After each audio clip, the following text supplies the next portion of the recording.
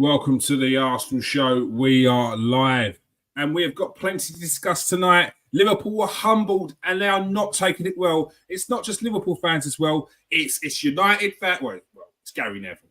It's Jamie Carragher. It's Richard Keats.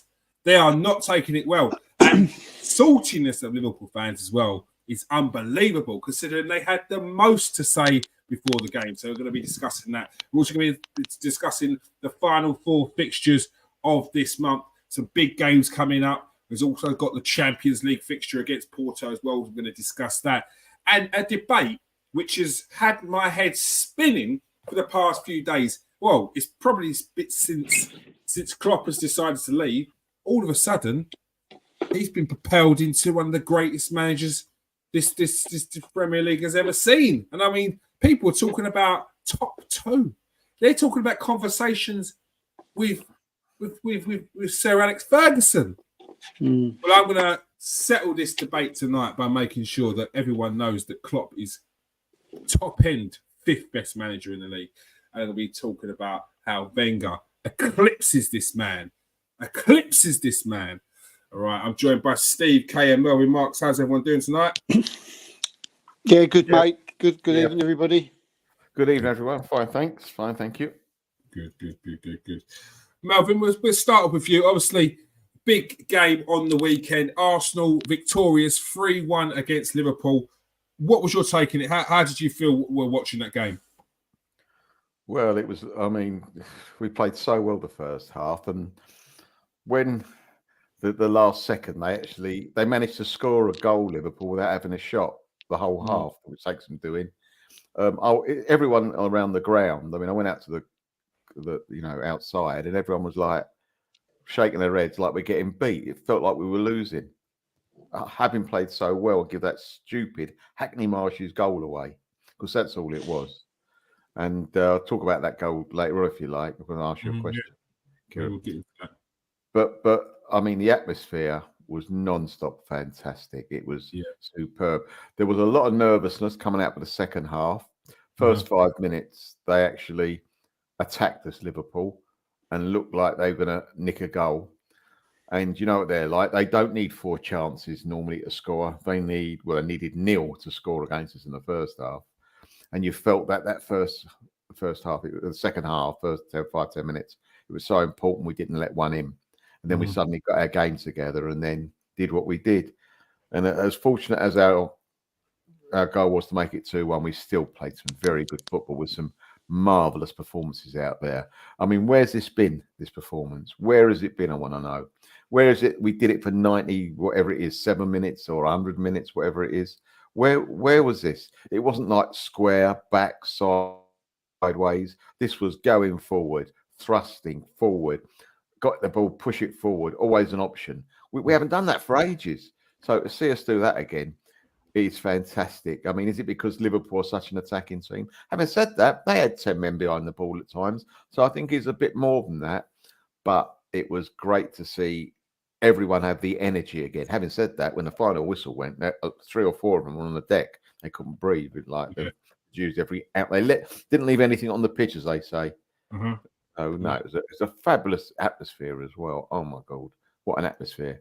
Yeah, my mate's got a season ticket and he said it's the best atmosphere he's seen all season. Oh yeah, definitely, absolutely rocking, rocking. Which is it's good to hear that we've got the atmosphere back. Steve, since the dust has settled, there's been a lot of saltiness. Klopp coming out and claiming that there was 12 men, some dodgy decisions going our way, which I can't really remember. What are you putting this down to? Did you think Liverpool had written us off in the league title race? Yeah, I think so. I think a lot of people did, didn't they? I've said for a long while. I can. We've seen it over the last few games. We see. We come back from Dubai. We had that little break. We come back and we absolutely ripped. Crystal Palace apart. Didn't get really carried away over that, but it was a good base to come on for the next 2 games. Big game against Forest. I haven't beat them in three games leading up to that one. We were pretty much in control to the last 10, 15 minutes when it got a little bit panicky, but overall, 85 minutes, we had total control of that match. And then it was all down to Liverpool, and could we continue this good form of late? And we didn't only just beat them. We absolutely played them off the park. Mm-hmm. We absolutely destroyed them. We won every battle, every area of the pitch. Their forward lines just never got a look in. And midfield was absolutely outstanding. I mean, Declan Rice, and Jorginho. Anybody who says he get him on another New Year contract now, because Jorginho was man of the match for me. He was absolutely outstanding. Best game I've seen him play. And we keep hearing about this young midfield, but Jorginho just taught him a lesson for me. He was incredible, and especially after Partey going down injured, to get a performance like that off of him. I mean, you're thinking, he's a shoo-in. He starts every game from now on, and he's a big game player. And we're going to need big game players like Jorginho going through for the rest of the season. So for me, he's undroppable at the minute. After that performance, the pressing from the back was, I had to rub my eyes on occasion, and we always, are known for oppressing the team. Get up high, winning the ball back. But the work that Martinelli and Odegaard and especially Kai Havertz, who again had an absolutely outstanding game, was unreal. I mean, they absolutely worked their socks off. And this so-called Liverpool, who have only lost one game this season, got scored. And look, let's get it right. The last 5 games we've played, we've only lost against Liverpool once, and 3 times I'd say, out of 4 out of those 5 we should have beat them, and we was the better team. So for me, it looks like the tides are turning, and Liverpool favourites instead of us. I don't think so. But I want to give a few shout outs. I mean, I thought Ben White was brilliant. Getting forward like we've known him to do. Zinchenko, I thought, had a good game. We've already mentioned Rice and Jorginho. Havertz, again, work rate, just gives you something different up. So I don't want to see him drop the next game. I don't care about Jesus. You sit on the bench for a little while after that performance, you don't get back in. It's not all about, having a 20 goal. How long I've been saying this for so long now that, I'm not 100% that we do need a goal scorer at times, but because if you can play like that on a regular basis, then you don't need it. You don't need to have like an Ireland up front, because you're playing the best team in the league like that, and you're beating them 3-1 and literally easily. Then for me, you don't need it. But Martinelli was Canati and Terence Trent-Arnold. They won't want to. Play him again very, very soon. He literally rips them to pieces, and I could go on and on and on. It was the best performance of the season, and look, I mean, if they carry on that, like that for the rest of the season, then who knows? Yeah, no, I agree. Melvin, we get on to the goal. What are you putting that goal down to? There was obviously a lack of communication. Saliba was thinking one thing, David Raya another thing. What was your take on it? I think this is what I wanted to ask you, but my take on it is, and I would like to know your take on it. My take was that he obviously trying to hold the ball up, Saliba. He got himself in a bit of a pickle, and I think that he was hoping the goalkeeper got him out of it, and I think the goalkeeper should have got him out of it instead of staying on the line. That's my take of it.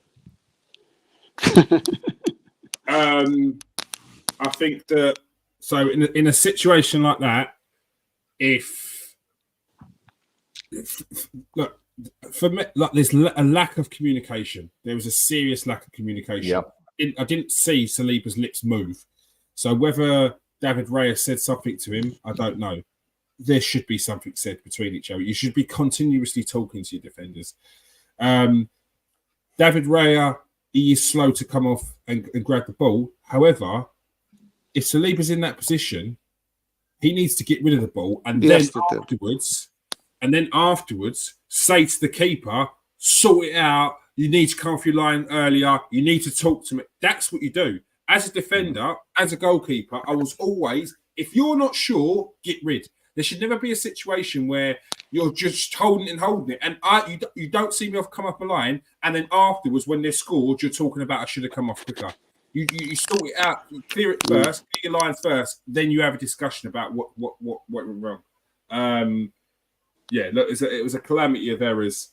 It's not something we've been used to with Saliba, especially. He's been very calm in those situations, and it showed his calmness there at the time. Maybe a bit too calm. Sometimes you just need to hit it in Rose Ed. But look, David Raya played his part in it, but I can't look past Saliba to point the finger at who was in the I mean I agree with you. I think Saliba has to deal with that. You know, I mean, he's just backing off on him, holding him off on him. Just kick it out. You know, just boot it the other way. I don't know. I'm really annoyed with Saliba. Why is he doing that there? No, you're in the penalty area. Raya's that's standard. Holding off a defender for the goalkeeper to come out and claim that ball. That's a standard. That's standard play. If you take notice now, you'll probably notice a lot of defenders will do that. You'll notice a lot, but they're tuned in with the keeper. They're on the same wavelength. A lot of the time, it's not even a case of someone's got to say, like, as soon as you see the defender holding back, that's there. That's for the goalkeeper to come out. Why didn't he pass it back to him, though, Kears?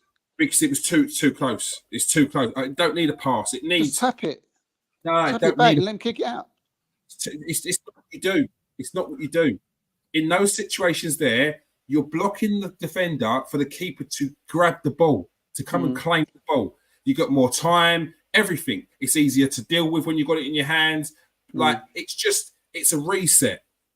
You'll see it all the time. Like, take notice of it now, and you'll see it more. You'll see it loads of times on the weekend, because it's a very standard thing for a defender to hold off a player, sweet, keeper gathers up, but there's no communication there.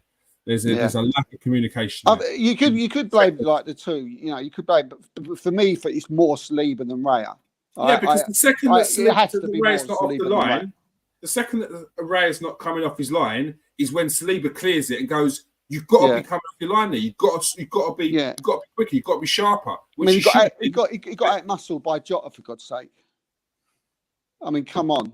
I mean that, and to be fair, I mean Saliba didn't have a good game. He's probably one of the worst. If you could actually call someone out, I mean, we all love Saliba. We know what he is. I mean, he had a couple of shaky moments before that, and to be fair, he ain't been great.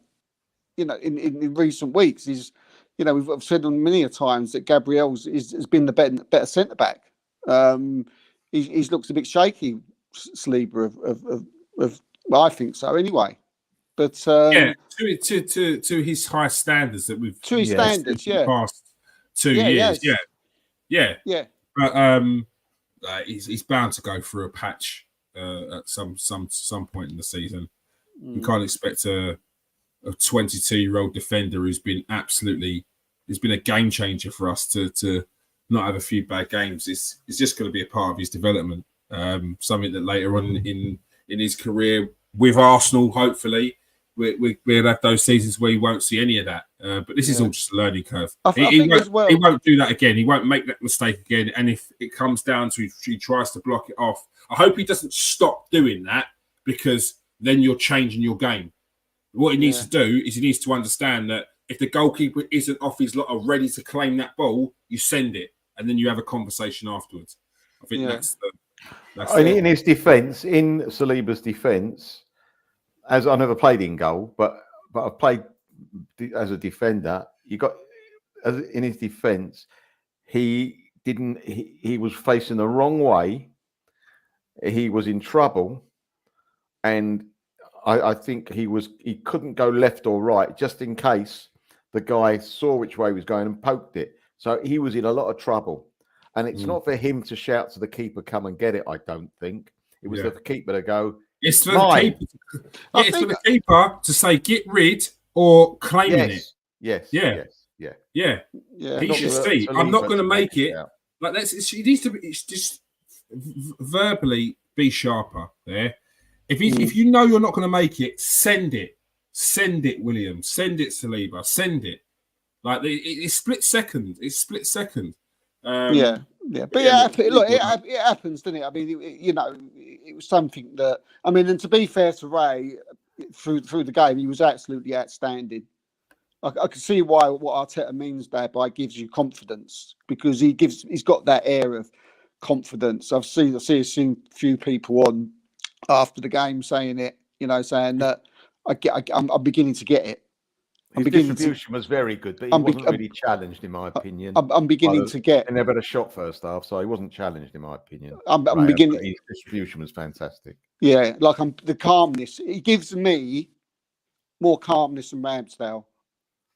I feel more confident when he's got the ball at his feet, when he's playing it out from the back. I'm beginning to see it more and more. What he's trying to do, and that could be something to do with the way we controlled the game against Liverpool as well. The way we plan it out from the back, because it was as you say, Melvin said there already, his distribution from out the back is just, it's all. I thought it was outstanding, and I mean, as I say, I do think it was more Saliba than Raya, but. Look, we won the game 3-1, and we pick it on two of our players who have done bad. So we shouldn't really be doing that, should we? I mean, this is what you're there for. You can't be blind to a mistake that's happened in the game. Like, it is what it is. Like, you call it out, you see what it is, and then we move on. It's not like we're just saying he was crap. It's a critique, because like that. We should do better. It's not something we used to in terms of players making that mistake. It's not something that we've seen, especially Saliba, make that mistake. So I think it's just one of them situations there where people are trying to break it down. What do you think about, like, now, looking on that game? I mean, if the question comes up, I mean, I thought Kai Havertz was absolutely outstanding against Liverpool. Does he start now at number 9? Does he stay up there? West Ham? Yeah.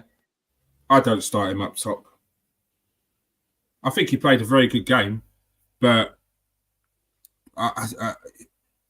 for instance, if he had a one-on-one with Alisson and he didn't put it away. Now, I'm not taking away from the game that he's had, because I thought he had a very good game. His movement allowed Martinelli to have a lot more space, which is he hasn't had when Zinchenko's been playing there, because Zinchenko doesn't get forward on the flank. He's not your typical fullback. But I can't look past Gabriel Jesus if he's fit. Like, he got a goal and an assist. I know you said you weren't overly happy with how he played the other week, but in his last game he got a goal and an assist. Like, even if you say he didn't play great, he got a goal and an assist. The goals win games. Like, assists win games.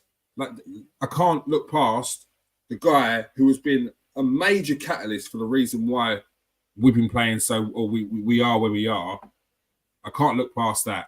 And I think if he gets one-on-one in front of Alisson yesterday, he puts that away. But I don't even want to talk like that, because it sounds like I'm dismissing what Havertz has done in that game. And it's a squad game, isn't it? It's about horses for courses. Yeah. And I mean, you would, as you said, like, you'd have to be a blind man not to come off that pitch and say Havertz had a cracking football. I mean, I've seen a few people say it, but obviously they don't watch close enough. But but these are probably the same people that will look at Martin Ødegaard and say, if he hasn't got a goal and got an assist, he's ghosted, which is the laziest. The laziest thing you could ever call. Like, I can't believe people listen to that. He was unbelievable. Again, we never mentioned and say that he ghosts in big games. Liverpool is probably one of the biggest games you can get. Yeah. When you watch him, And he has got his faults. You know, he's not the 100%. No player is really. But when you watch him, you realise how much hassling he does. He covers. He stops the defenders from staying on the ball. But also, when we're playing football through the middle, he gels everything. He may not be at the other end scoring or doing the final pass, but he will be part of that. By the way he gets the ball from our defence or a ricochet, get it, and it just in one movement, he'll play a ball. You think, wow, and he just step over in no space at all and make space for himself and another player coming on the inside or outside.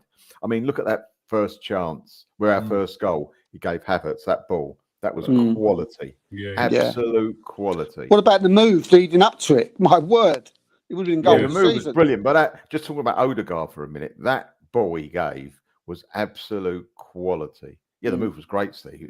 But that was the icing on the cake. Yeah. The only thing I think with the, as you say about Jesus, I mean, when it comes down to quality, you know, there's Jesus is there all the way.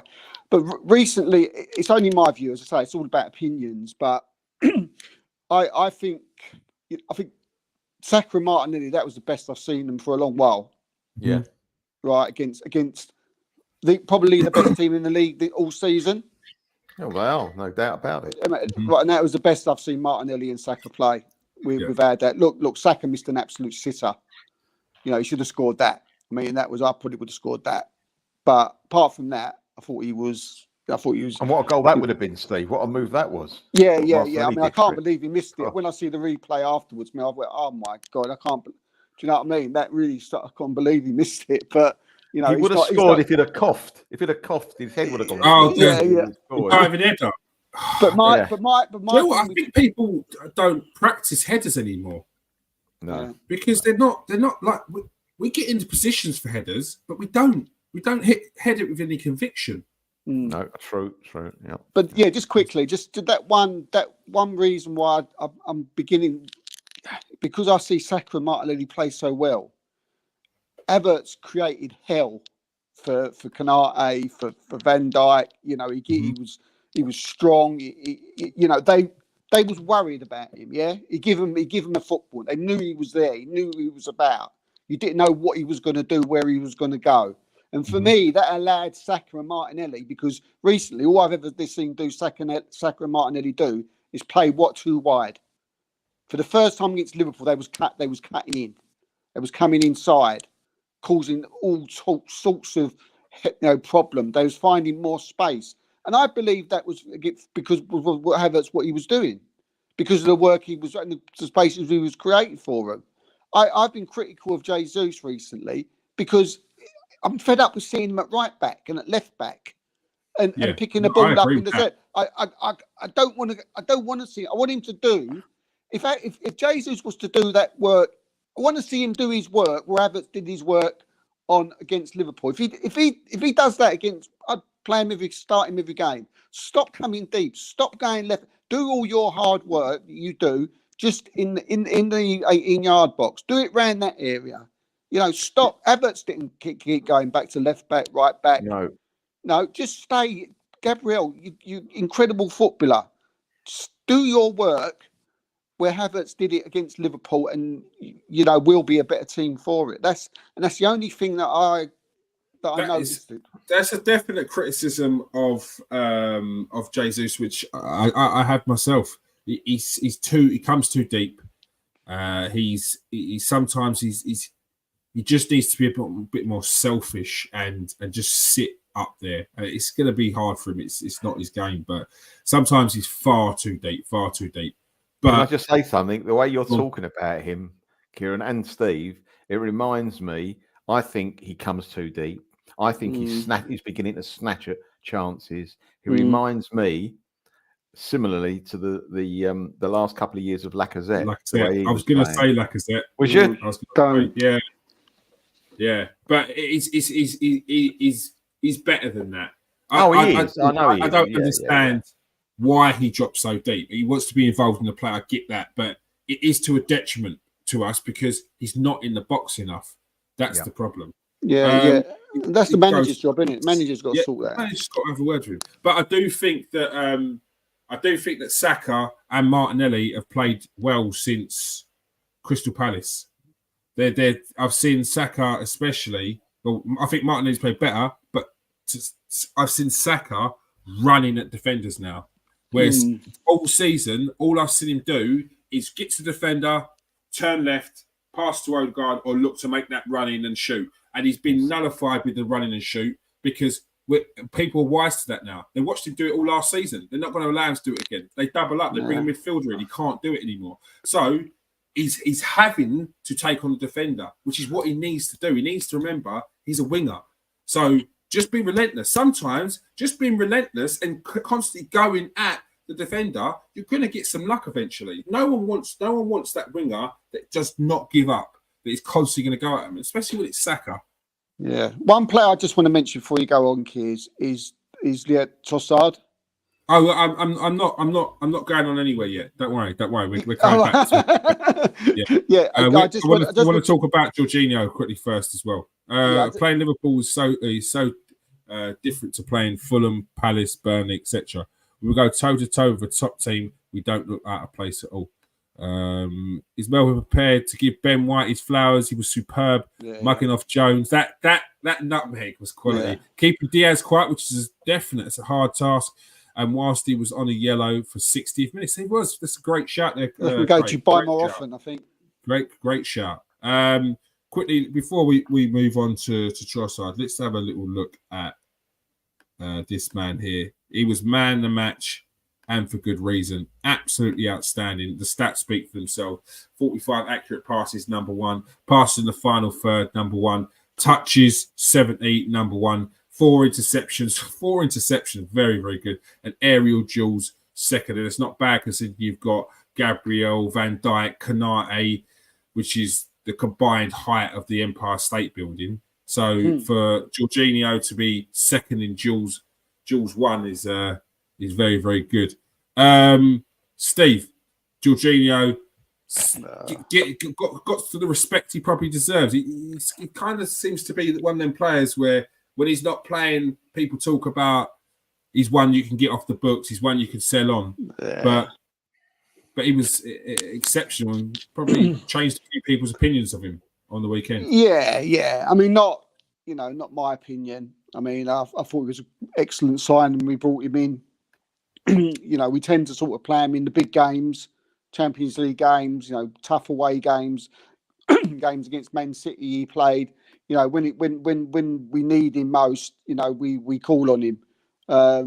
Just wrap him up and just put him away somewhere and just get him out ready for the West Ham game because it could be really important for us for the rest of the season. But I mean he was outstanding, mate. What can you say? What more? You've read out the stats there. First in nearly everything that he did. We was kept getting told about Szoboszlai and Curtis Jones and the new Steven Gerrard, the Argentinian Steven Gerrard, McAllister, we was all in, and then Jorginho just come in and just like showed them what it's all about, showed them how to play a midfield role, and he won the battle, and I don't think he put a foot wrong. And to be, our timing ain't been great with injuries and certain things going through the season, but his timing, his form, and that performance, especially like with hearing, about Thomas Partey, I think it's going to be so integral going forward. To be fair, I don't want to sound too, down in the dumps about Thomas Partey, but I think we just got to forget about him now. When I see he's injured, I thought I've had enough now. It's ridiculous. He's got to go, and that's with a heavy heart. But sadly, there's no point. Absolutely no point. He's worse than Tierney for injuries. So, and it's a great shame because I thought he looked good in training, in the week, and I was excited for him to, come back in the Liverpool game. But for me, just we need to sell him and move on. But Jorginho, mate, fantastic. Look, £12 million, and he's going to be really important for us, for the rest of the season. And hopefully he can strike up that partnership with Declan Rice, because we haven't even mentioned Declan Rice. He's normally the first person we mention after every game. But again, he was a monster. You know, the pair of them, you know, looked like they had a good partnership there. And again, it was against the best football team in this year in the Premier League. So things are starting to look up for Arsenal. And yeah, we're in a good place. It's February, and we're in another title race. So yeah, well done, Mikel Arteta. All right, Melvin. Jorginho could be an important player for us for the rest of the season. Obviously, in that midfield role in the Premier League, and his expertise in European football and especially the Champions League could be a solid player for us going forward. Yeah, I've underestimated him, to be honest with you. I didn't see how well he played. I've watched the first half, but I didn't realise how well he played the first half. And I saw a mate of mine half time, I said, you know, we were playing with a couple of people that aren't really, you know, you've got to remember we're drawing with Liverpool and we should be beating them. And we've got a couple of people I don't think are really good enough long term. And I mentioned him and he goes, he's playing very well. And then I thought about it. I thought, well, perhaps he is. But then I watched the second half and yeah, he was different class. He was different. He's got a football brain on him.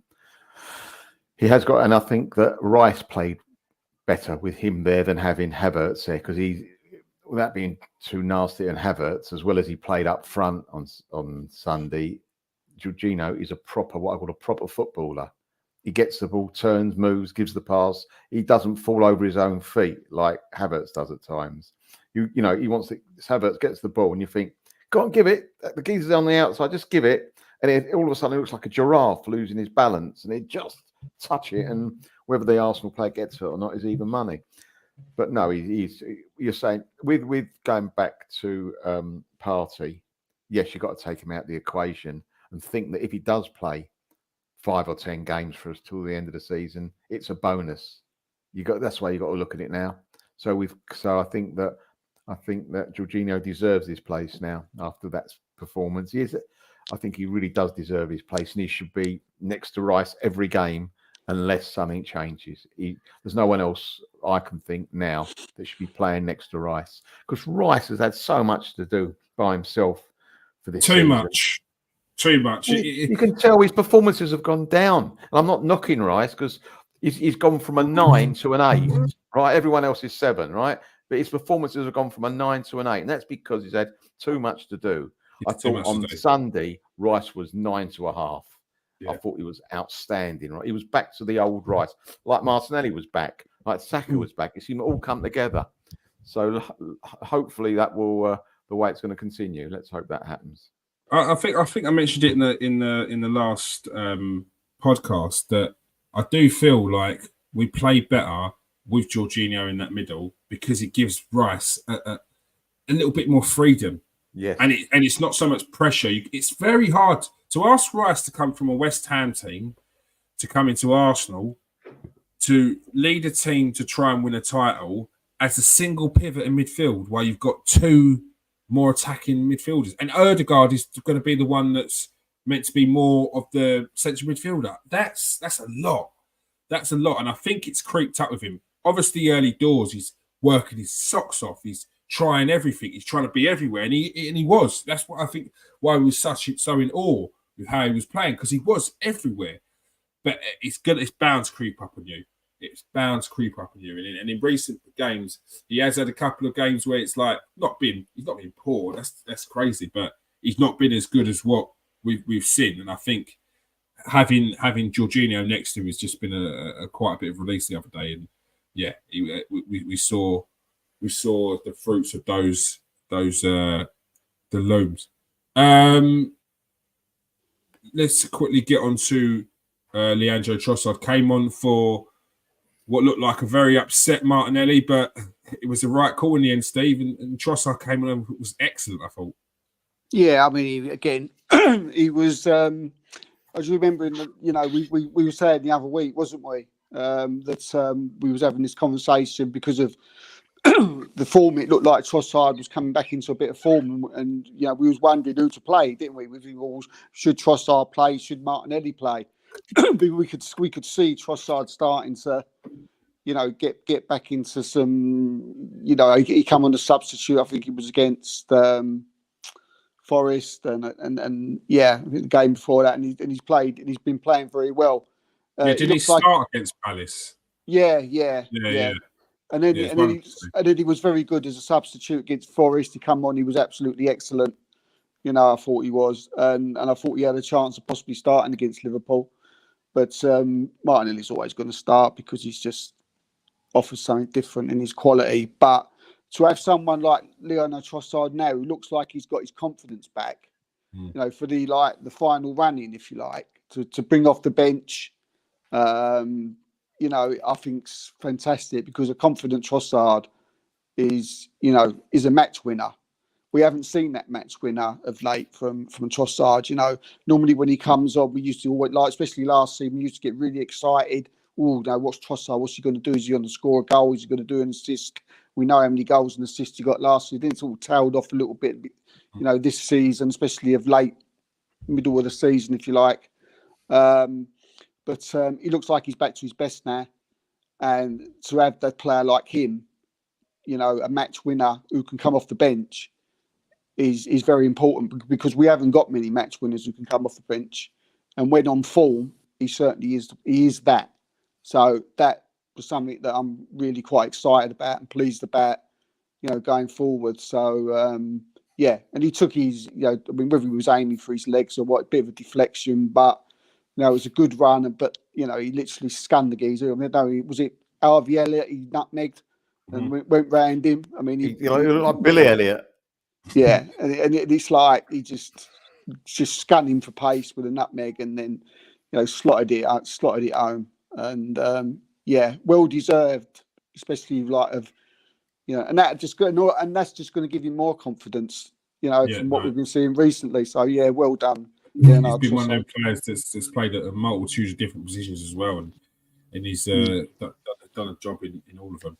Melvin, 27 games, 10 goal contributions. It may seem to some that Trossard's not having as good a season last season, but he's still putting the numbers up and he's hitting some form at the right time. I couldn't understand why the manager took off Martinelli and brought him on, and that was come back in my face, didn't it? But he came on. He did a job. The way he just flicked the ball around the guy was Bergkamp-esque, wasn't it? Really, the way he did that, and the speed he showed. He's got little legs, but they must go like a road runner. They really must. He just got away from him. And then, listen, it's like the old saying, if you don't buy a ticket, you ain't going to win the lottery. So he had a go and it come off. And that's what you want. I didn't see it was deflected from where we sat. We basically, I saw him shoot. What's he shooting? But then I realised there was no one in the box for him to give it to. He had no choice, really. So at least he had a shot and didn't stop and go back again. And when it went in, I thought, how'd that happen? But I didn't care. Who cares? I was up. Who cares? No, he's one of those players that on his day he's outstanding, but I think on his day has to be from the bench. I'm afraid. Yeah, Steve, does it seem that way with Trossard? Do you think? Obviously, it's down to Mikel Arteta to sort of make sure he gives him some starts here and there. But do you see that Trossard's better off the bench?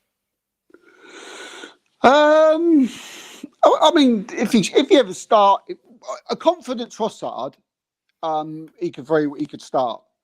If you've got a Trossard on form and his confidence high, then if he's starting for me, then I'm not going to question the manager. Well, what did you do that for? What it's all about. It's about having options again. Yeah. It's about, it ain't a bad thing that Trossard's on the bench. It's not like we're saying Trossard's a lesser player or he can do different things from Martinelli. Do you know what I mean? There's things that Martinelli can do that Trossard can't, and vice versa. The important thing is we've got someone like Trossard who can come off the bench and win football matches, and you need that all over the pitch in every position. So. Yeah, and that's what hopefully in the coming seasons that's what we'll end up having. We're still a long way off from that for me. Our bench is still relatively weak. You think you're getting there, but then when you analyse things, you think maybe we are a little way off. But look, at the end of the day, it's. And then also for me as well, I don't think Trossard's one of these players who gets If he's not starting, he's not starting. If he comes off the bench, he'll come off the bench. He'll still go into training with a big smile. It sort of, you look at him and you see him in training, and when he's doing interviews, he sort of, you can tell that he's happy at Arsenal, and and he's just there to do a job for the team, whether it's on the bench or off the bench, and I think that's fantastic. And his attitude's always spot on. He's gone through a little bit of a lull recently, but he seems like he's back. And look, he's been good more than bad for us, isn't he? Do you know what I mean? He's like, if you're taking it out of 100%, you'd say he's been 80% good and 20%, maybe not off form. But then you could say that about every player. He's just a fantastic. Every single, I think, even teams like Man City and Liverpool would like a Leonardo Trossard. Yeah. So we should be lucky that we're gone. What is quite strange is that you say he's happy and he's easygoing and all that. How did he get into a mess with the Brighton manager then? That's weird. It was personalities. It was personalities. Oh, was it? Yeah. So I thought the same thing. I was thinking he's come to Arsenal from being at Brighton, and I'd probably say he may have even been getting more game time at Brighton. Yes, there was that right at the end when he finally decided to leave, he wasn't getting game time at all. But I couldn't understand what the issue was. But apparently, it was a contract issue, one thing. And since then, I've heard that Zerbi is a bit of is very particular. He's a bit of a taskmaster. He's very disciplinarian. He may not come across that way, but when it comes to the way he's with people, he's very, very strict with how the levels he wants. So maybe they just a personality clash. It happens. So I'm glad it did. Before we go on, Melvin, what was your take on this? People's heads gone completely. We saw Martin Odegaard taking a picture of Stuart McFarlane. I think everyone loves Stuart. He gets the pictures out that no one else gets to see. He shares it with the fans because he is a fan himself. But Jamie Carragher and Gary Neville not too happy about it. What was your take on it, Mel? Well, I mean, I don't care what they think because they're so biased. I mean, they wouldn't be able to stand up straight, would they? They're so biased. I don't really care. And if they're having a go at us, that means we're doing something right. We're getting wins. We're playing decent football. Had we lost or drawn, 1-1, so it'd been a draw, but we played very well. And we're very happy. We get a last-minute equaliser. And we take a photograph. And Liverpool are still 5 points ahead of us. They probably wouldn't have worried about it. It's because we won that hurt them. And if it hurts them, good. Hope it hurts them a lot. Hope we hurt them till the end of the season. It's quite funny. What's the name? I get the guy's name at the moment. The guy from the 80s and 90s used to be a commentator, wrote about it today. And he was saying that he was an Everton supporter. No one knew he was an Everton supporter. Even when he did Everton games, he said, no one knew because I had my job to do and I did it properly. Yeah. Wellesby, his name is. Something Elton, is it Elton Wellesby? It might be Elton Wellesby. And it just shows you now they're not commentators, they're activists. That's all they are. So that makes no difference to me what they think. I've seen Arsenal games and I'm biased, obviously, we're all biased. And I'm looking at it, I'm thinking, you must be seeing a different game to me. Not even close to what I'm thinking. So I just don't, nothing to do with me. I just don't care about them now. They play to the crowd. They play to their own crowd in their own bubble. Let them get on with it. All right. Steve, few words on that? Yeah, echo everything Melvin said. And I don't know. I don't know why they keep... I mean, every club does it. Every manager does what Mikel Arteta does. They all do it. But, when it's Arsenal do it, they seem to... mention it and say it's wrong. But to be fair, I mean, a lot of people have stuck up for Arsenal that I've seen over like yesterday and today by saying, why can't they celebrate? It's a massive game. There was a lot on the line. These are young men, and if you can't celebrate, winning against, arguably one of the best teams in Europe in a game that there was so much sort of on it, literally, possibly being out of the title race or in it, and you beat the best team in the land 3-1, and not just beat them, just absolutely wipe the floor with them. Yeah, I mean, can I just add? Sorry, Steve. Sorry. Yeah, no, let's get it right. That's exactly what we did. And Jamie Carragher, look, I mean, he's a plank, isn't he? I mean, he is a plank, and people say, oh, he gets it for attention. I don't think he does. I just don't think he likes Arsenal. I think he's a crybaby, and and his beloved Liverpool got absolutely their arse wiped for him, and and that was his comeback, and I think he was spitting feathers, wasn't he? Yes, Sunday, absolutely spitting feathers. Yeah. But he was. But the thing is that they're it's not like Klopp don't do it, does it? That's what I'm saying. That's what I'm saying, Steve. Klopp does it. He ran on the pitch when they beat Everton. He ran to the goalkeeper during the game. He ran on the pitch. You had. I'm not having a go at Spurs because clubs can do what they like. It's an emotional situation, right? But Spurs, I watched the Spurs game and they beat Sheffield United 2-1 at home. And they did, when they all go together with the crowd and they hold each other's hands, they did that. Now, if Arsenal did that, I think we get a 5-match ban. I really do. But I don't mind that, Mel. I'm quite. If I see Tottenham, that's what I'm saying. I don't care. But why? Well done, Tottenham. Go do it. Slide on the pitch. The mainstream media is hypocritical with us. Yeah, they are. They are. Absolutely. You just got to accept it. It's all in the price. That's what I say. Accept it. If they're not, then it's a bonus. If this is the guy that spat from his car into like a driver's face, and he's calling it childish. It was a girl as well, wasn't it? Wasn't it a girl or a woman or something? Yeah, a little girl.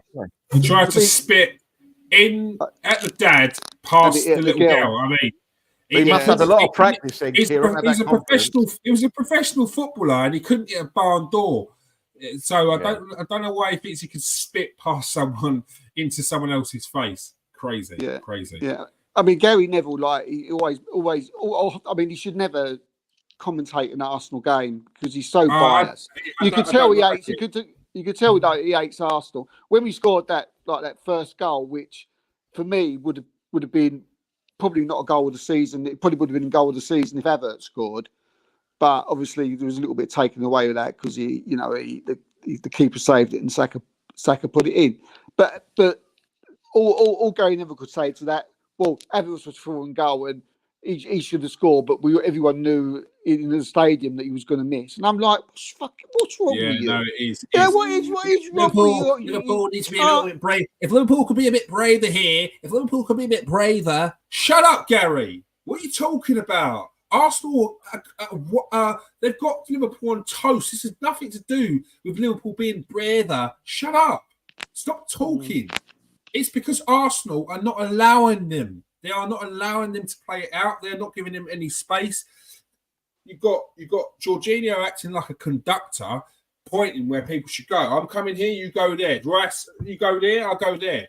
It was quality, and everyone was in tune, and that's why Liverpool didn't have a sniff. That's why Diego Jota, who is a thorn in Arsenal's side, had one shot. Didn't have one shot, not even on target. He didn't even have a shot the whole game. See Gabriel with Nunes when he missed that shot. Was that a joke? Yeah. What was going on there? What was that all about? Was it really a bit of respect, or was it taking the mickey? I think they were both. Nunes, I don't think because he's a wind-up merchant. Nunes. Yeah, so I think. I don't know if it was a wind-up. Yeah, no, I think they were. I think Nunes took it quite well, actually. Yeah, they did.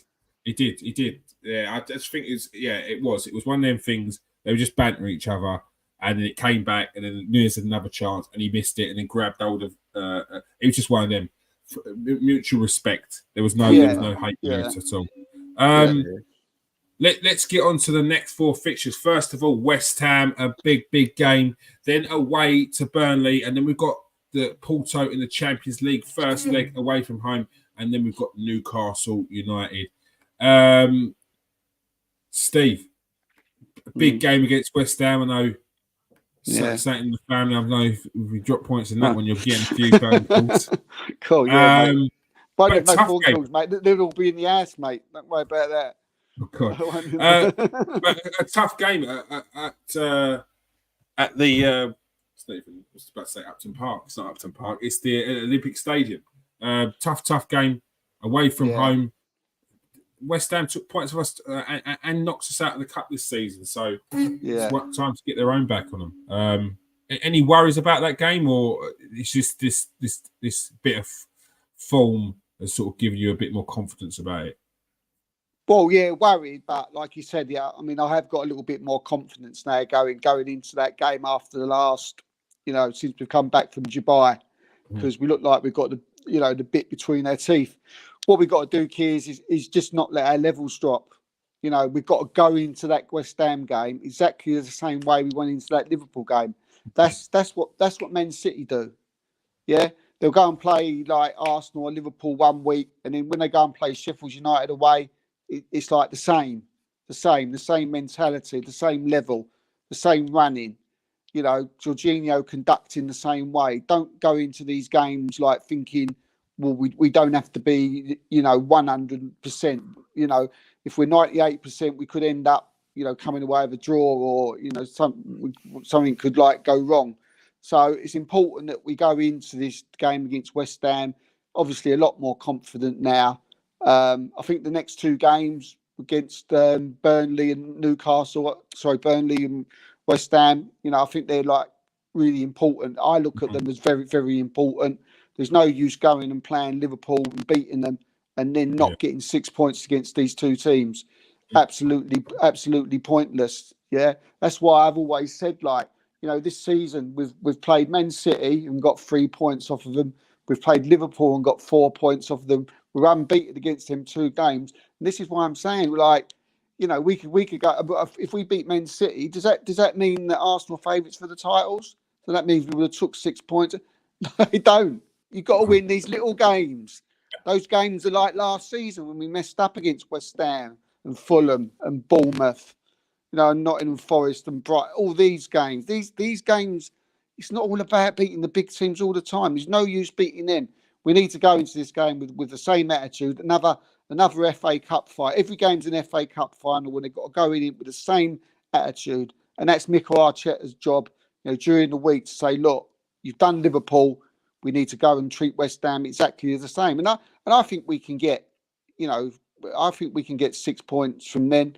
And then it goes on to did you ask about the Porto game? Did you? I can't remember what you said. Yeah, no, it's just the February fixtures is. Yeah. I mean, the Champions League one. I mean, again, it gives you a lot more confidence going into that as well. If you start playing the way like we did against Liverpool against Porto's, you fancy us against anybody. So, I do fancy us to beat Porto and get through to the last 8 then, wouldn't it? Mm. So and then who knows? So we're in a good place. We're in a really good place. And I would be tempted to Arteta to stick with the same team that played against Liverpool. I don't know, the way they play, together. Hear what you're saying about Jesus and bring him in. That will be something that Arteta will have to decide. But confident that that anybody we come up against now in the next month or so, we should be putting away.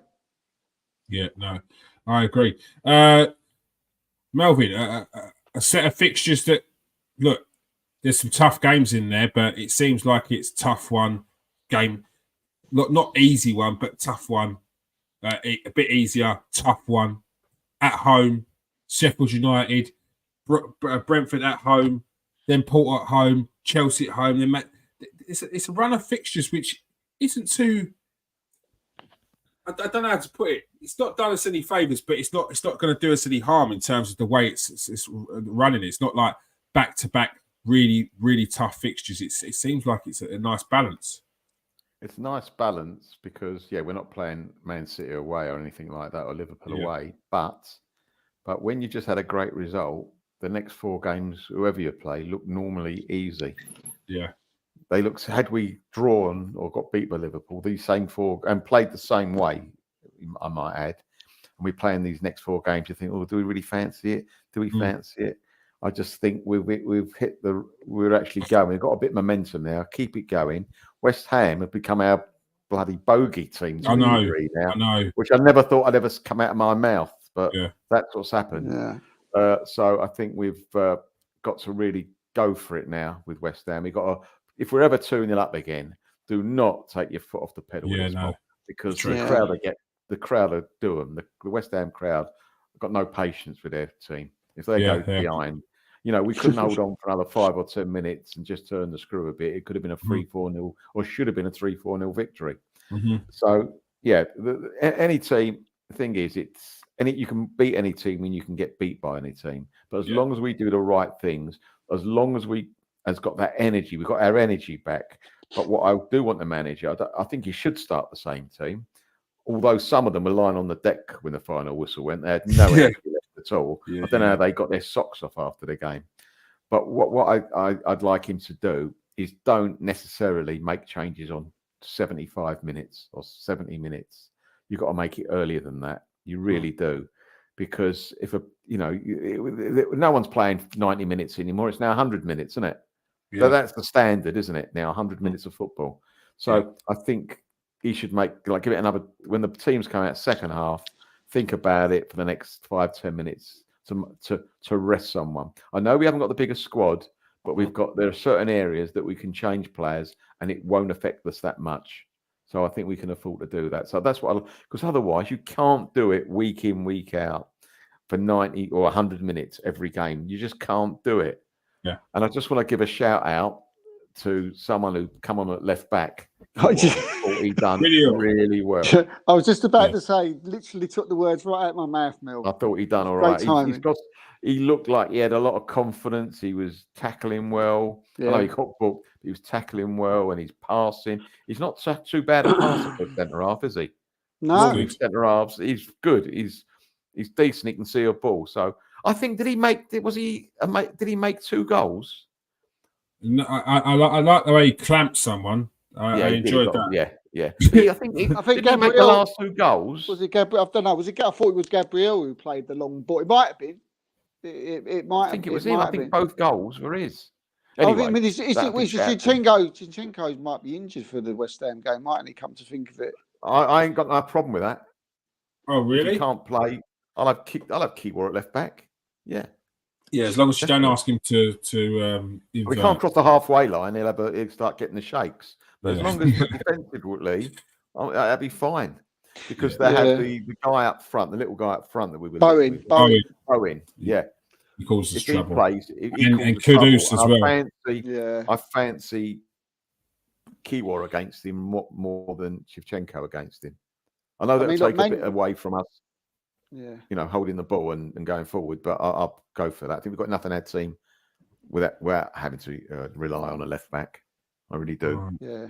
And Porto, the Champions League fixture, a game which they're Champions League pedigree, so it's not someone you can just dismiss. But if we can get a draw over there, it's a game where you think you can get something out of it, isn't it? Though you do, but you take a draw every day of the week away. At this stage of the championship, you got to play it tactically like a game of chess. Yeah. Yeah, definitely. Oh, definitely. Yeah. Steve, the Porto game. What's your thoughts on that? You think you take a draw? You confident for a win away from home? I'd take a draw, but we're the better side. By I think by a long way.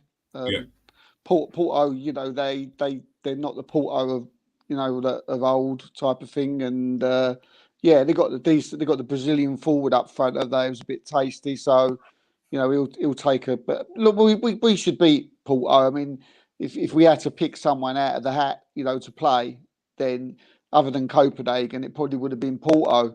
So we've got to take advantage of that, and I think I'd probably take a draw, and then bring them back to the Emirates, and hopefully win. You know, I don't care how many we win by. I think this stage of the Champions League, you just, you know, you don't care. Yeah, it's just getting through to the next round, and then it's pretty much, you know, luck of the draw. You know, and on who you're going to get. But I think we got a chance. You know, I think we got a chance. I think, you know, apart from Man City, I mean, obviously it's always Real Madrid, but I think other than that, no one else really. I think we can. I think we can beat Bayern Munich, and then, you know, I think we can beat Barcelona. You've been drinking, have you, Steve? What's that? Thinking Bayern Munich, they're bloody good, mate. Bayern Munich, not this season. They're not, mate. No, but they're still a good. In Europe, they're not. They're no pushovers in Europe. You still got PTSD from the 10-2 over 2 fixtures. I have. There's about they're not the ones, Bayern Munich. They're not the Bayern Munich of what we used to know. They're not doing fantastically in the Bundesliga, are they? I think, you know, by their standards anyway. You know, they've drawn a lot of games. They've lost quite a few games. I think that, you know, Bayer Leverkusen is still, you know, top of their league. And yeah, look, you know, we played like that way we did with Liverpool. I'm confident we beat Bayern. Barcelona, I mean, they're, you know, they ain't, again, another team, right, who are really poor at the moment. So, you know, we got to go into these games confident. Yeah, I mean, yeah, I if Bayern Munich come out of the act, yeah, I think we'd be favourites. First. All right, yeah, let's definitely get. But they haven't got the players anymore, Bayern Munich. I mean, who, you know, they're not the team. Some of the teams they've lost against in the Bundesliga, Jesus Christ, you know, if you like teams at second and third bottom, awful. All right. We will do the Jurgen Klopp and Wenger debate next week. I just want to get onto a couple of these stories. It looks like Tomiyasu is set to, or has signed a new contract with Arsenal. Steve, Tomiyasu, to ward off interest from Bayern Munich, who was sniffing around in the summer. Good news? Yeah, good news. I mean, you never know with Arsenal, do you? They seem to be signing up a lot of players on new contracts recently, but we still don't know what's happening with Ramsdale and Nketiah have also signed up new contracts recently.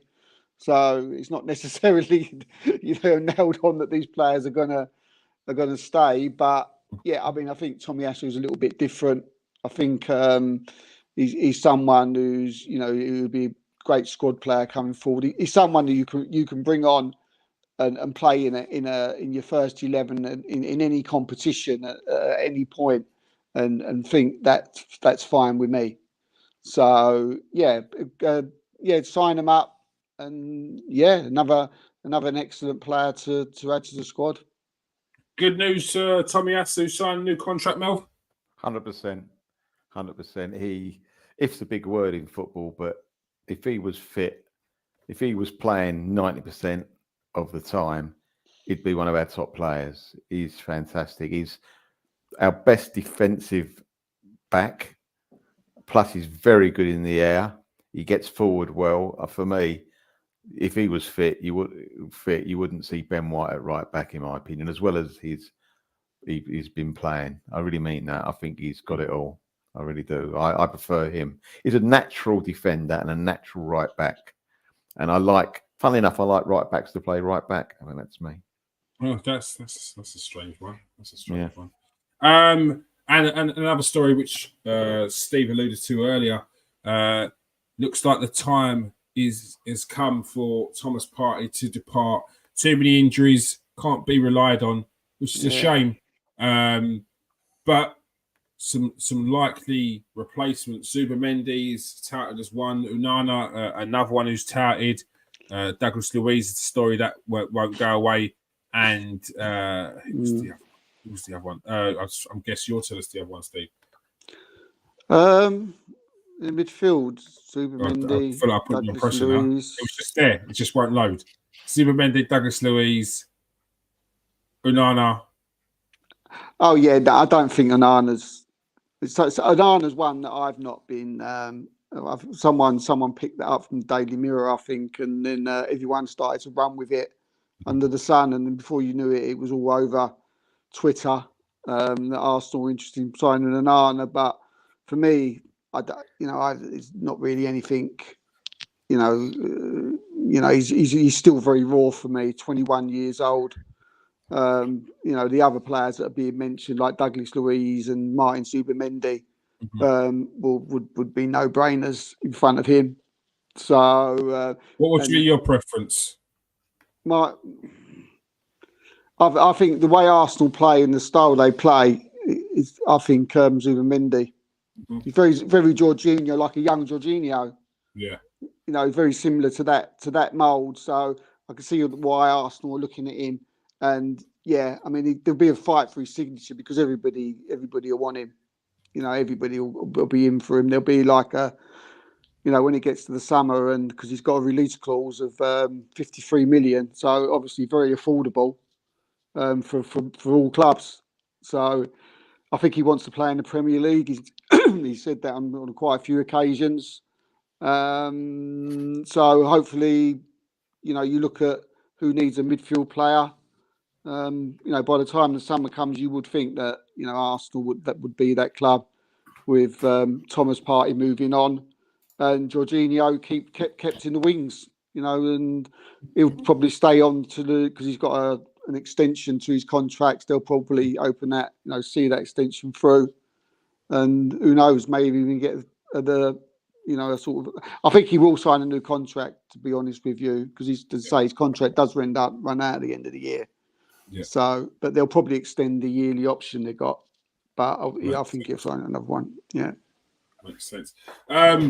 It's a shame, Melvin, but Thomas Partey, player that we want to rely on, but we can't. He's only played 4 games this season at the start of the season, and he's been non-existent since for injury.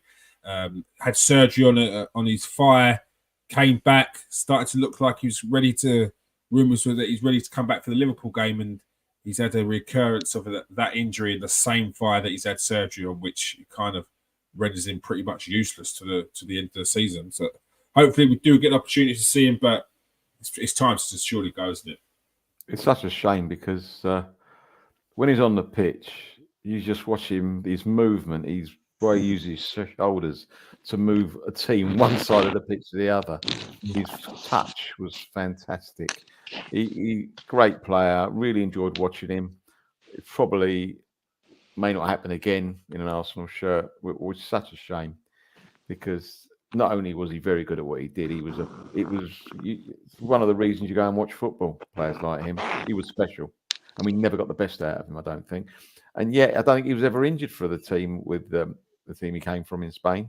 I don't think he was ever injured, was he? So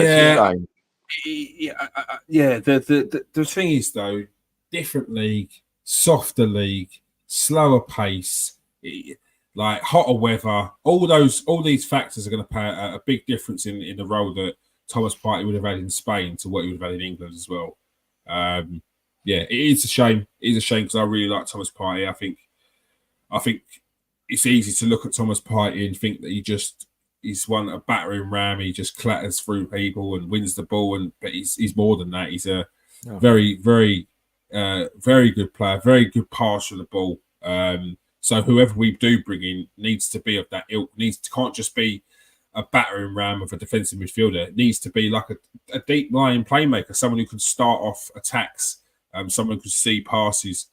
Which is it's going to be the utmost. I think reliability is the big word, isn't it? Availability is something that Mikel Arteta said about a month ago. Availability, and around that time we had Smith Rowe out, Thomas Partey out, Fabio Vieira out, and I won't say Tim because he was at the start of the season, but Tierney, wasn't it? No, it was this season. It was this season. Right, this season. Yeah, it was this season. He said it in, just at the start of the January transfer window, and it was quite clear then.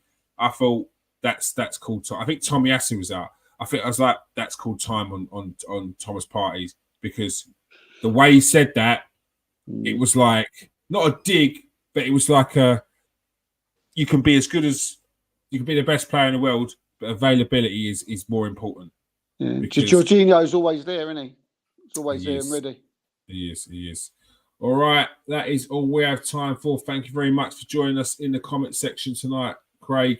Thank you everyone else who's joined us as well. If you are new to the show, press that like and subscribe button. If you are regular, press that like and press that share button. Hit the copy button. It all helps with the algorithm.